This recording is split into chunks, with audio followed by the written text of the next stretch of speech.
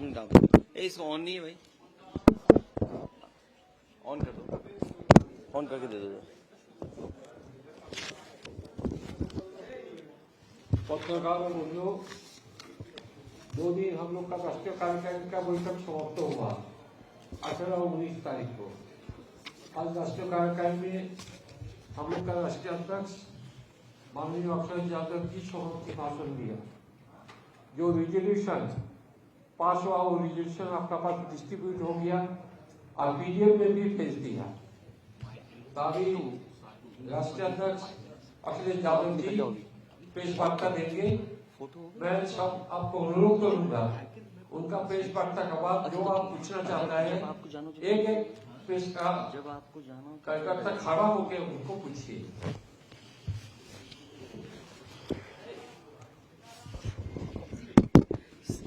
सीधा सवाल पर करा दिया दादा आपने। मैं सबसे पहले पार्टी के राष्ट्रीय उपाध्यक्ष आदरणीय किरणमय नंदा जी का बहुत बहुत धन्यवाद और आभार प्रकट करना चाहता हूं कि जो हमें आपने कोलकाता में बुलाने का काम किया।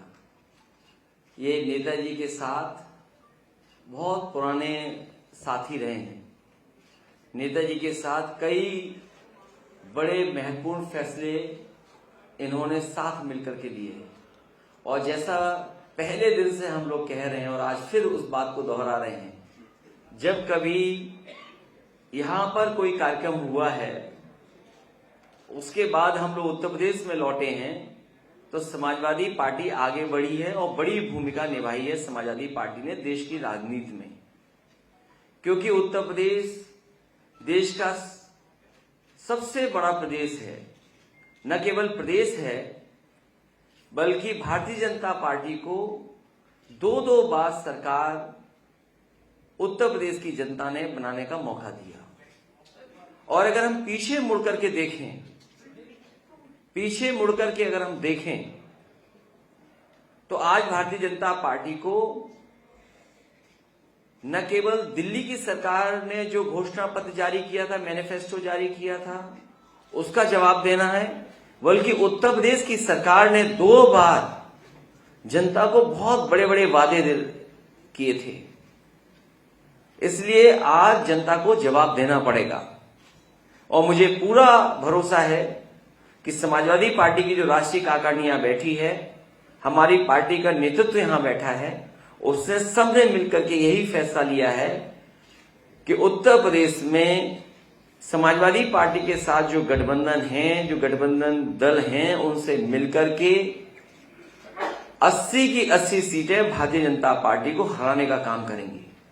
आज महंगाई चरम सीमा पर है, बेरोजगारी चरम सीमा पर है और अन्याय भी चरम सीमा पर है।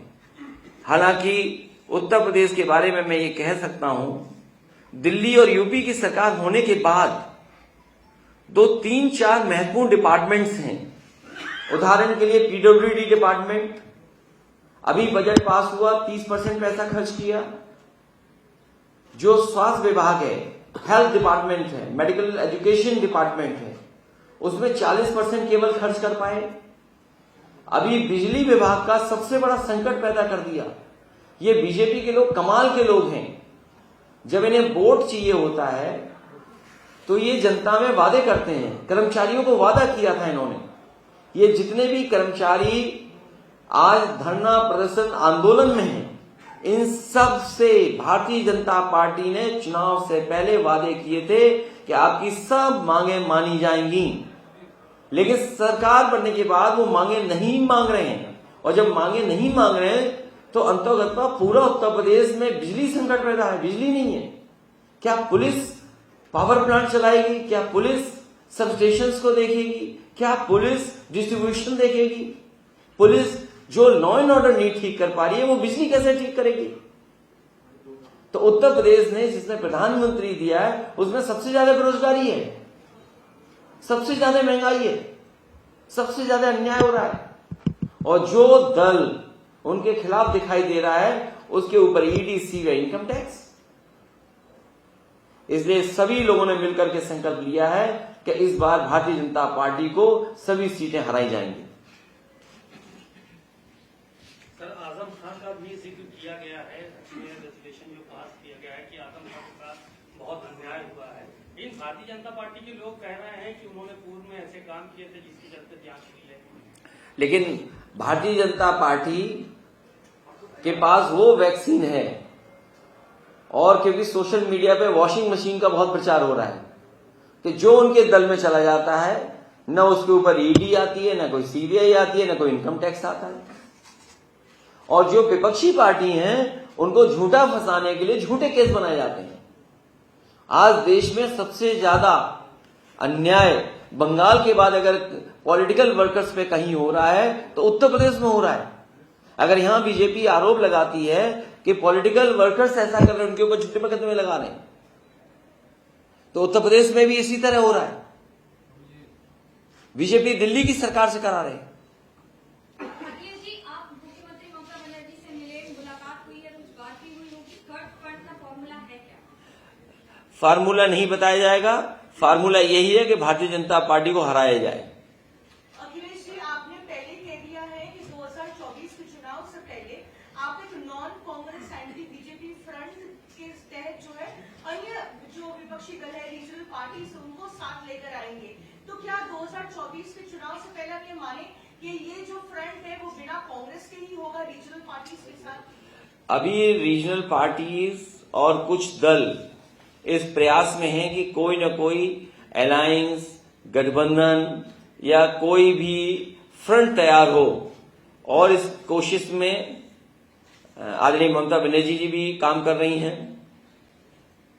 तेलंगाना के मुख्यमंत्री जी वो भी चाहते हैं, बिहार के मुख्यमंत्री रहे हैं, बिहार के मुख्यमंत्री वो भी कोशिश कर रहे हैं। तो इस तरह देश के बहुत सारे रीजनल पार्टी के लीडर्स इस कोशिश में हैं कि कोई न कोई फ्रंट बने। और जहां तक सवाल कांग्रेस का है, कांग्रेस अपनी भूमिका तय करे, क्योंकि कांग्रेस राष्ट्रीय पार्टी है, हम लोग रीजनल पार्टी हैं, तो दिल्ली वाले लोग अपना तय करें कि उनकी भूमिका क्या होगी। अखिलेश जी, सवाल यह है कि यूपी पुलिस ने आंकड़ा जारी किया जहां पे देखा जा रहा है 10,000 के करीब एनकाउंटर हुआ है, उसमें 68 के करीब क्रिमिनल्स मारे गए, कैसे देख रहे हैं आप इसको? भारतीय जनता पार्टी और खासकर उत्तर प्रदेश की सरकार पर सबसे ज्यादा आरोप लगे हैं फेक इनकाउंटर्स के, और केवल ये आंकड़ा देख रहे हैं आप, वहीं ये आंकड़े भी आप देखें कि सबसे ज्यादा कस्टोडियल डेथ अगर कहीं आंकड़े बढ़े हैं तो उत्तर प्रदेश में बढ़े हैं। नेशनल ह्यूमन राइट कमीशन ने सबसे ज्यादा नोटिस अगर किसी सरकार को दिए हैं तो उत्तर प्रदेश की सरकार को दिए हैं। महिला आयोग पे जो जानकारी है तो देश में सबसे ज्यादा बढ़े हैं, और जितने भी ये फेक इनकाउंटर्स हो रहे हैं इनकी जब कभी भी जांच आएगी तो बहुत सारे अधिकारी कटघरे में खड़े दिखाई देंगे। अखिलेश जी, 2000 चुनाव से पहले क्या हम ये देख सकते हैं, आपको क्या आप सस्पेक्ट करेंगे ये जो एजेंसी से ईडी, सीबीआई, उनका शिकंजा जो है आपके पार्टी तृणमूल कांग्रेस के नेताओं पर जो है बढ़ता चला जाएगा? 1-2 महीने और हैं, उसके बाद तो चुनाव शुरू हो जाएगा। चुनाव शुरू हो गया है, बीजेपी लाख कोशिश कर ले इस तरह की, जनता ये जानती है कि केवल पॉलिटिकल पार्टीज जो बीजेपी को हरा सकती हैं उन्हीं के घर पर ईडी, सीबीआई, इनकम टैक्स जा रही है। और जिन ने इन एजेंसियों का दुरुपयोग किया है, पूर्व में कांग्रेस ये काम करती थी, आज कांग्रेस के रास्ते पर बीजेपी है, कांग्रेस खत्म हो गई तो बीजेपी भी खत्म हो जाएगी। अखिलेश जी, कांग्रेस से जब फ्रंट के बारे में बात होता है, हम देखते हैं पार्लियामेंट में आप लोग एकजुट होकर काम करते हैं, वहां पे टीएमसी नहीं जाता है, लेकिन समाजवादी पार्टी की तरफ से आप लोग ईडी के खिलाफ कभी जाते हैं धरना प्रदर्शन करने, कभी पार्लियामेंट में गांधी मूर्ति की तरफ जाते हैं।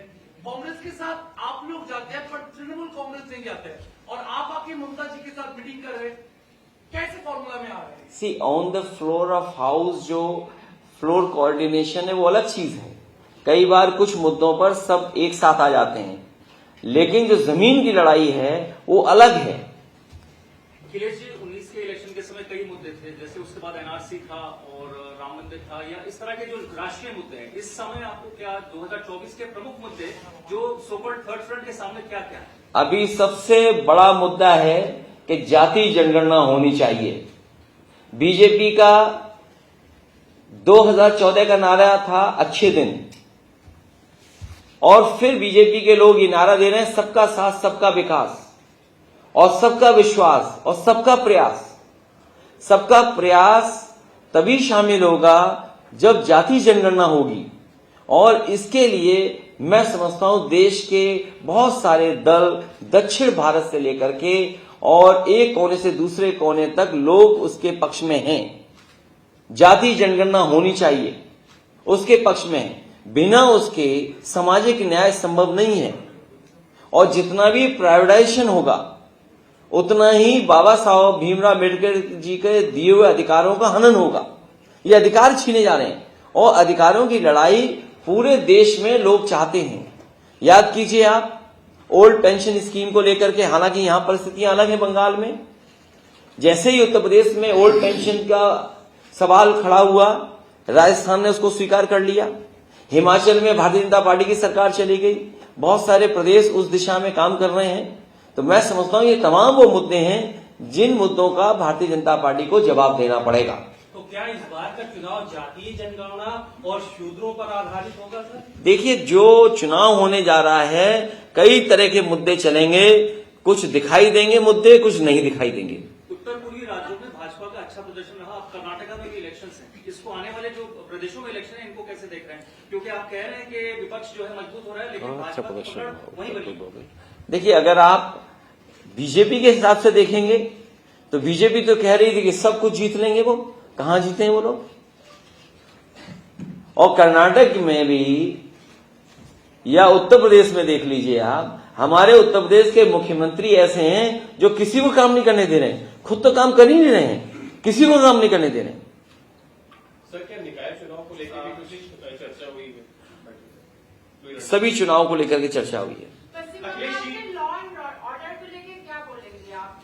अपोजिशन पार्टी बार-बार उत्तर प्रदेश से तो बेहतर ही है, जहां प्रधानमंत्री हैं, जहां पर मुख्यमंत्री एक ही पार्टी की दो सरकारें हैं।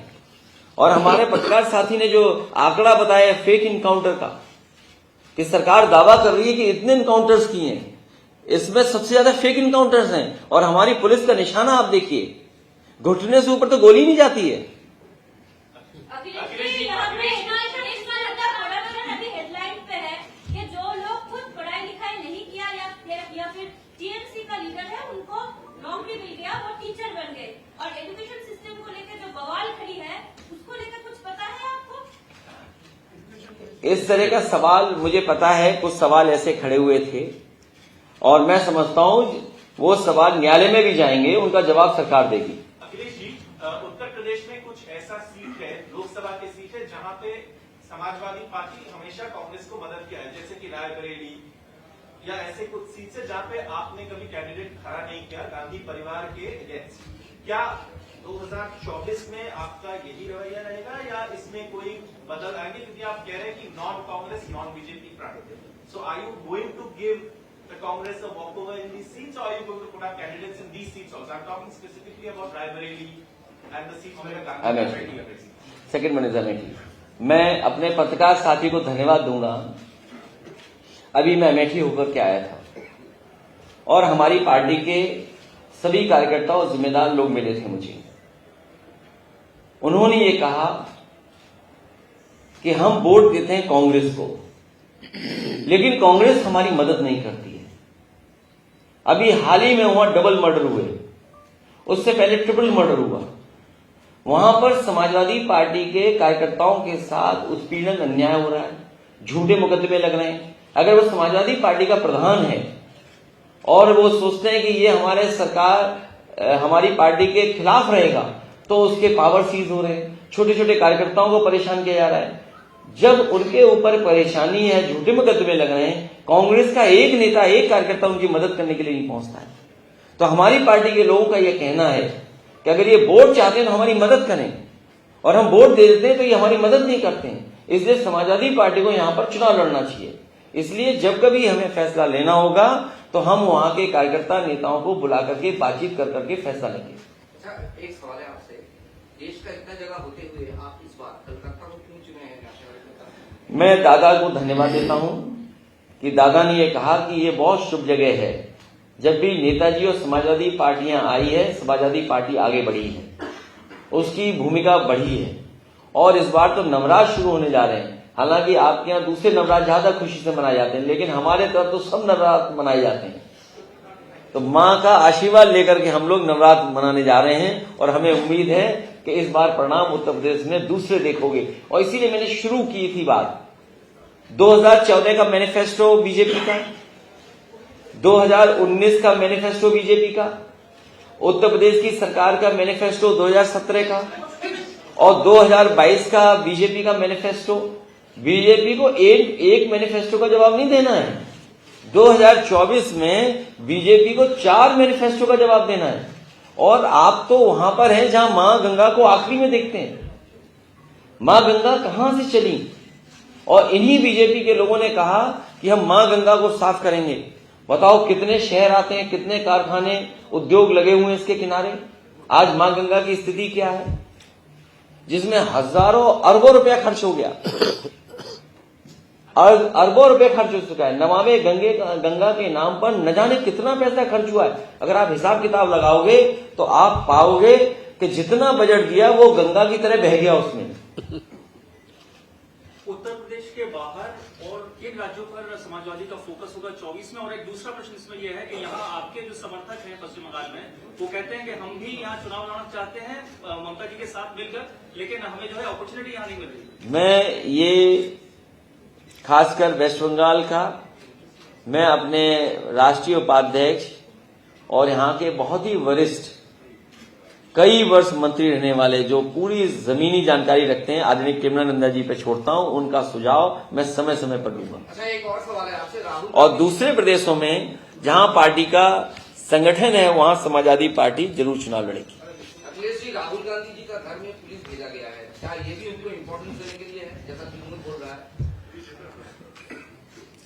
बीजेपी क्या करेगी ये पता नहीं। बीजेपी जिस तरीके से काम करती है करेगी कुछ, निशाना कुछ और होगा।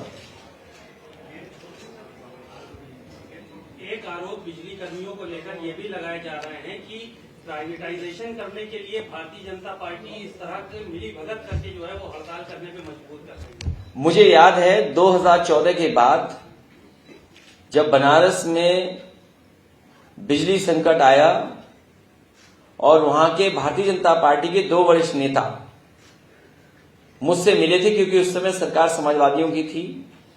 उन्होंने मुझसे ये कहा कि प्रधानमंत्री की कॉन्स्टिट्यूंसी है, इसको 24 घंटे बिजली दी जाए। मैंने उसी समय फैसला लिया था कि प्रधानमंत्री जी की कॉन्स्टिट्यूंसी को 24 घंटे बिजली उपलब्ध होगी।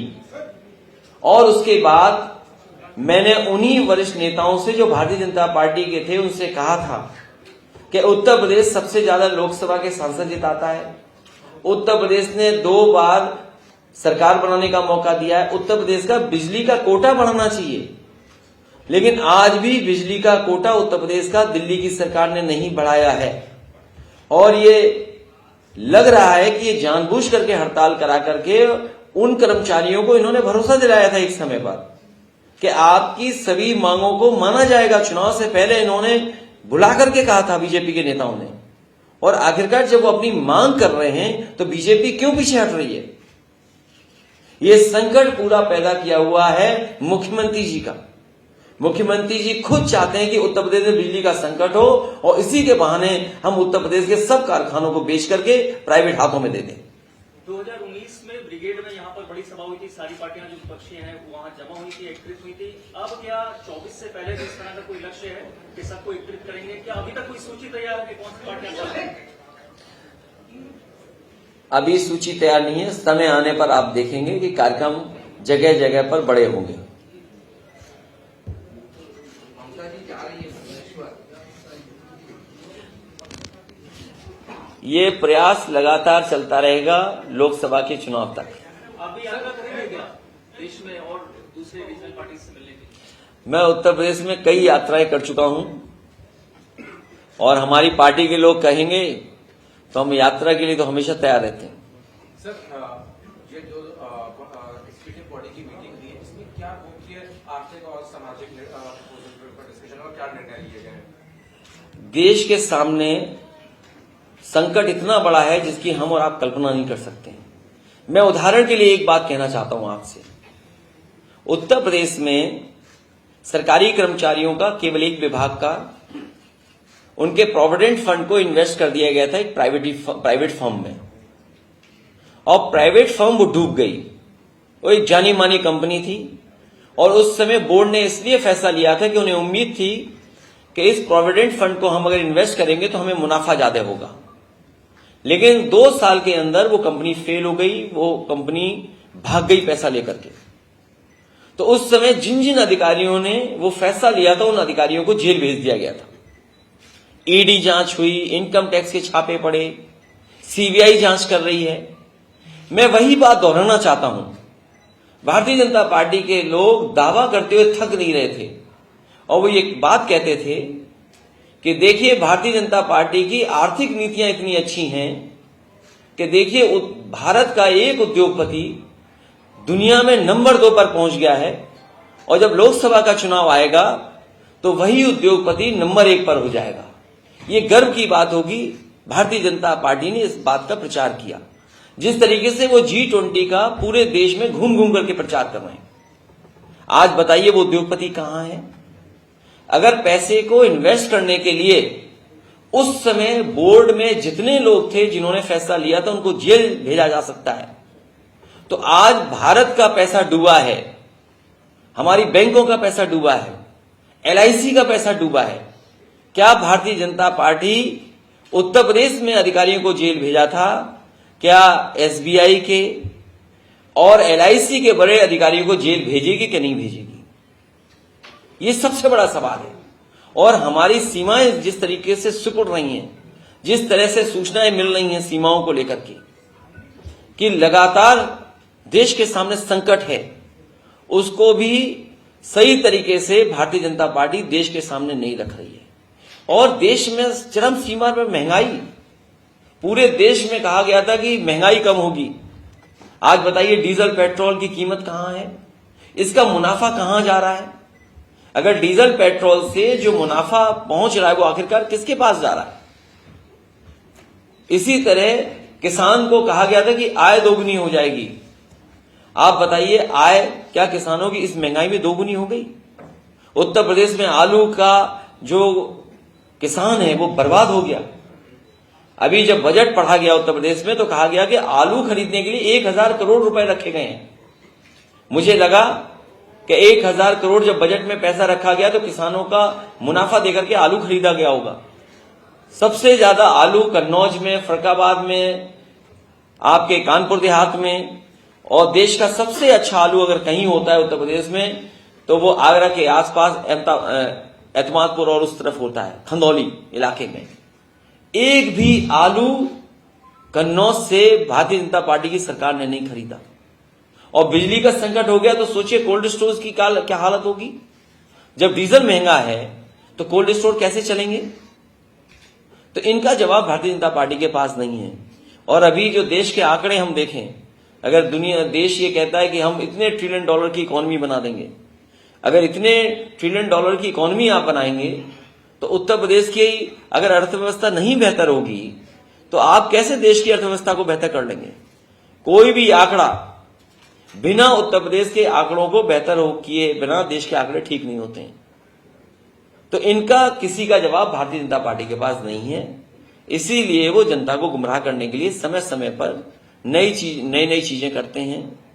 मीडिया का साथ ले लेते हैं, अखबारों का साथ ले लेते हैं। मैं ये आपको कह सकता हूं, मेरी खुशी की बात है कि पिछला चुनाव जब हुआ था, देश की इकलौती समाजवादी पार्टी होगी जिसने एड पर 1 रुपया नहीं खर्च किया।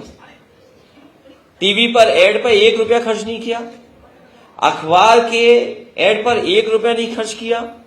और अगर सोशल मीडिया का आप निकालेंगे, वो तो ओपन प्लेटफॉर्म है, सबसे कम खर्चा अगर किसी पॉलिटिकल पार्टी ने किया था तो वो समाजवादी पार्टी थी।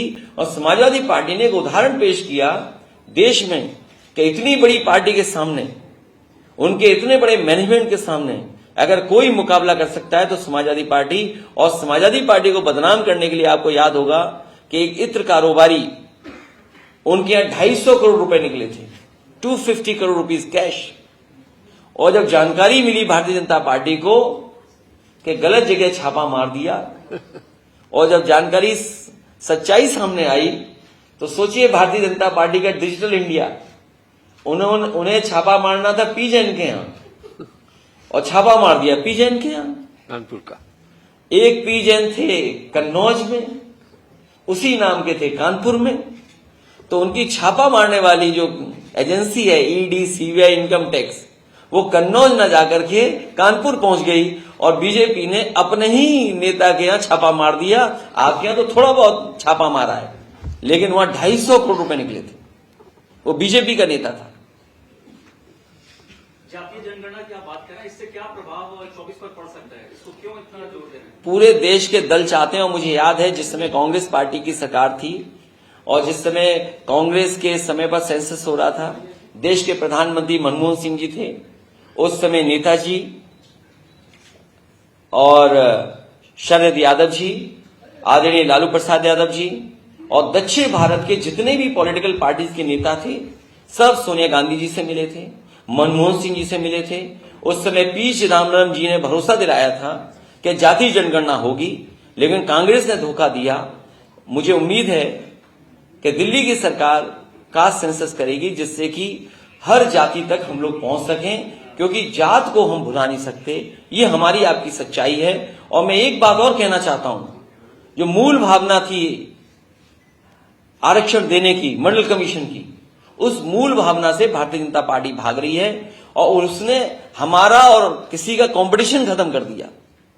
जो कंपटीशन होता था वो खत्म कर दिया। अगर आप मेरिट देखेंगे तो आज पिछड़ों की मेरिट ज्यादा है, जो जनरल में आ रहे हैं उनके बराबर मेरिट में पिछड़े भी पहुंच गए। ये भारतीय जनता पार्टी वो है, अपने स्वार्थ में उन्होंने हमारा कंपटीशन भी खत्म करा दिया। बात ऐसा है कि जो लोकसभा चुनाव आ रहा है, गठबंधन की बात चल रही है बहुत सारे जगह में, कांग्रेस के लेके वो आंचलिक जो दल है वो अपना नीति बोल रहे हैं, वामपंथियों को लेकर आप लोग का क्या राय है? वामपंथियों के साथ बातचीत क्या है? वो भी अपनी भूमिका तय करे, जैसे कांग्रेस अपनी भूमिका तय करे, वैसे ही वो दल भी मिलकर के अपनी भूमिका तय करे। तो आप लोग क्या आने वाले चुनाव में, क्योंकि उनका भी कुछ स्टेट में है, अच्छा उनका भी परफॉर्मेंस है, तो आने वाले दिनों में लेफ्ट पार्टी को क्या आप लोग वहां से मिलेंगे और उनसे बातचीत करेंगे 24 में एक साथ आने की? अभी फिलहाल इस तरह की कोई प्रस्ताव हमारे दल में नहीं आया है। वो बड़े दल रहे हैं और एक बड़ा दल है, इसलिए वो अपनी भूमिका तय करें। भाजपा एक जनगणना को लेके, कास्ट सेंसस को लेके ममता जी से आपकी कोई बात हुई है क्या? इस पर उनसे बात नहीं हुई है, लेकिन दक्षिण के बहुत सारे नेता, मैं उनसे मिला हूं, वो जाति गणना चाहते हैं, और देश की जो बड़ी संख्या में आबादी है वो इस भावना से जुड़ती है। भाजपा एक नई कैटेगरी की बात कर रही है, पसमानदा मुसलमान, इससे यूपी के चुनावों पर क्या असर पड़ेगा? भारतीय जनता पार्टी जब हारने लगती है तो सबके पैर जोड़ने लगती है। जिनको अपमानित किया, आप बताइए, नेताजी के समय पर उनको फ्री बिजली मिलती थी, फ्री बिजली बुनकरों को, और बीजेपी ने इसलिए बिजली छीन ली कि ये मुस्लिम है, बुनकर है, इसलिए बिजली छीन ली। आप पता करिए, उत्तर प्रदेश में बिजली फ्री दी जाती थी बुनकर भाइयों को, और मैंने बड़े बड़े सेंटर्स बनाए थे, बुनकर बाजार, भदोई में कारपेट बाजार बनाया था, वर्ल्ड क्लास एक्सपो मार्ट, उसका बजट खत्म कर दिया।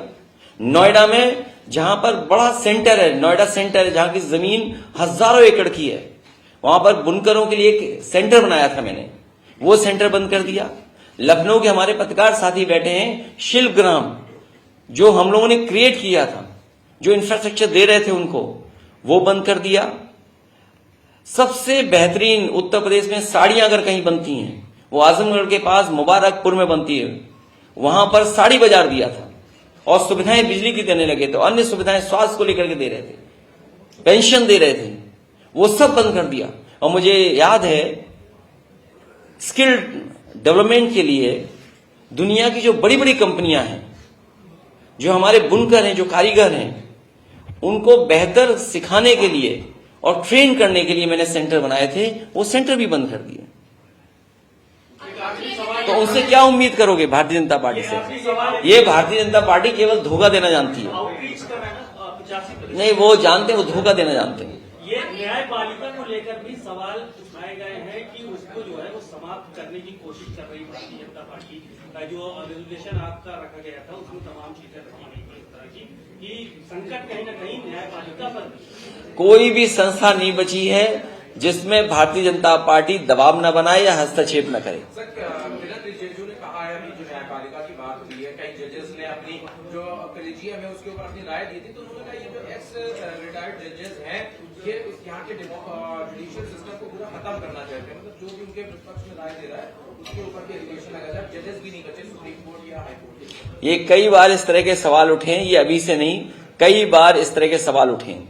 अखिलेश जी, ये पहला मौका है जब शिवपाल यादव इस बार कार्यकारिणी की बैठक में शामिल हुए थे, तो थोड़ा अंतर आएगा। ये लगता है उत्तर प्रदेश से आपको व्हाट्सएप आया होगा। वो अब हमारे साथ हैं और पूरी तरीके से हमारे साथ मिलकर के हम लोग काम करेंगे। और आपको याद होगा जिस समय मैनपुरी का इलेक्शन चल रहा था उस समय हमारे मुख्यमंत्री जी फिजिक्स पढ़ाने लगे थे, कुछ पेंडुलम की बात करने लगे थे, और देखिए कैसा परिणाम आया कि जिस विधानसभा से हमारे चाचा जीत करके आते हैं उस विधानसभा ने 1 लाख से ज्यादा वोट से समाजवादी पार्टी को जिताने का काम किया था। दूसरा सवाल, इस बार पहली बार नेताजी के बिना राष्ट्रीय कार्यकारिणी बैठक हुई है, बतौर आप राष्ट्रीय अध्यक्ष, क्या अंतर संगठन के लिए होगा, क्या संदेश होगा संगठन के?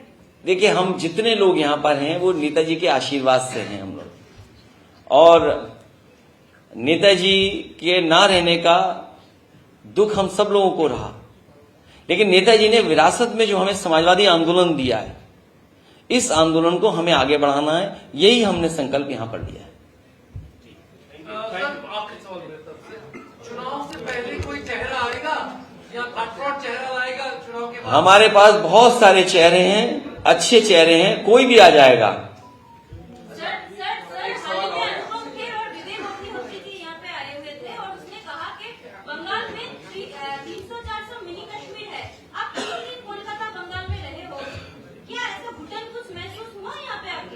मुझे तो हर चीज यहाँ की अच्छी लगी,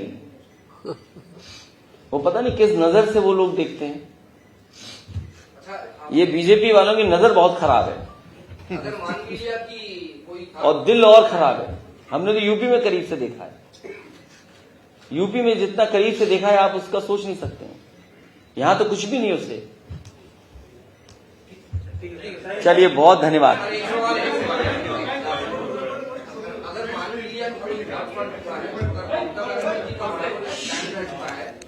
पश्चिम बंगाल में जो 42 सीट्स है एक भी वो किसी को नहीं छोड़े, ये उनका स्टैंड है बार बार। हम उनके साथ हैं और जब कभी कोई बात होगी तो हम बात कर लेंगे, हम उनके साथ हैं। चलिए, बहुत धन्यवाद आप सब लोग।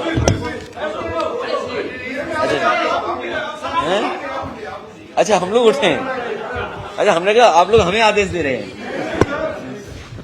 आप उठा के अच्छा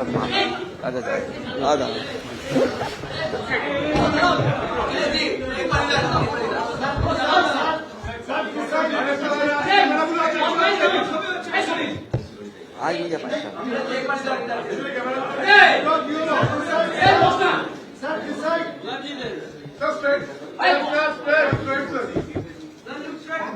okay, thank you so much, thank you.